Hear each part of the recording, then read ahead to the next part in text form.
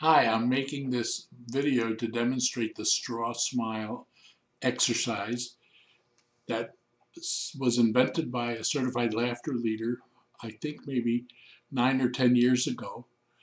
And I'm sorry that I can't remember who it was because I love to give credit to everybody who comes up with things like this. Maybe somebody will know who it is and will let me know.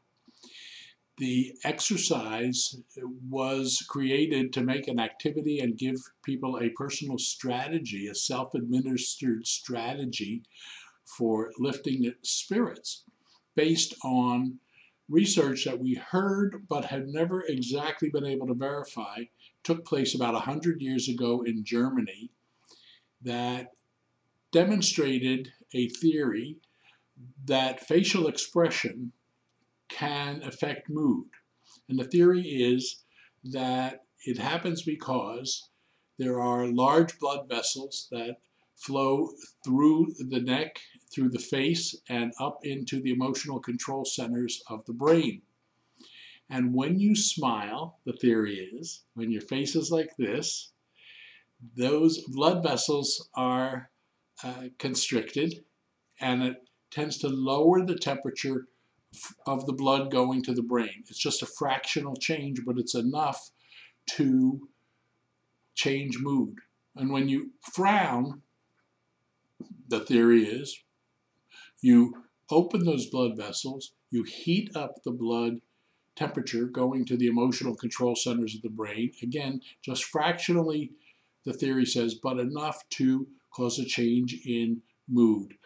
And the way the researchers supposedly did this was they took naive subjects and had them hold a pencil in their mouth for 2 to 3 minutes and then complete a checklist of their mood in the moment.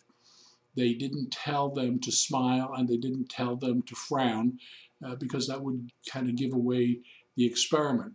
So they had some of the subjects were told to take a pencil and hold it, the eraser end, in their mouth like this without letting it touch their teeth. And that simulated a frown. See that? And they would hold that for 2 or 3 minutes, and then they would complete a checklist of how they felt at the moment. And after 2 or 3 minutes of that facial expression, they tended to check words like sad, angry, agitated, irritated, blue, and then they ask people to hold the pencil in their teeth, but don't let it touch their lips, like this. So you can see how that simulated a smile. And after 2 or 3 minutes of that facial expression, they tended to check words on the emotional checklist like happy, calm, relaxed, and so more positive emotions. And we were teaching the physiology of laughter and referring to this research as a possible theory that had some face validity. It kind of made sense based on what we know about the anatomy and blood vessels in the face and how blood goes into the brain and the emotional control centers. And then maybe if blood is warmer when it goes into those emotional control centers, and people feel sad or angry, that might have given rise to the sayings that somebody is hot-headed or hot-blooded. And if the blood could be cooled going into the emotional control centers of the brain, and people said they felt calm, maybe that gave rise to sayings like cooler heads prevail. So in the history of laughter and humor, there are lots of possible connections between folk sayings and folk medicine and what eventually the technology of science was able to verify. Anyway, as CLL said, she wanted to show her audiences about this, and she came up with the idea of having soda straws. So I have a bunch of soda straws here. These are all from Starbucks, but you could get these from McDonald's or any other restaurant. Always use straws that are wrapped in paper. That is a sanitary consideration.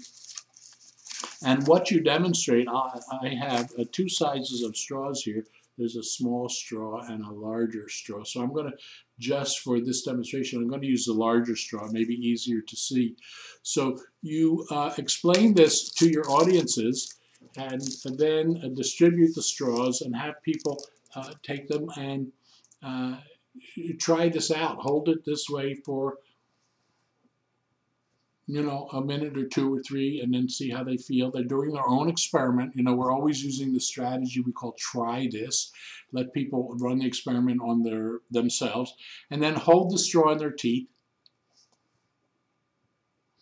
Again, 2 or 3 minutes, and see if they don't feel better, and suggest to them that they practice this over time.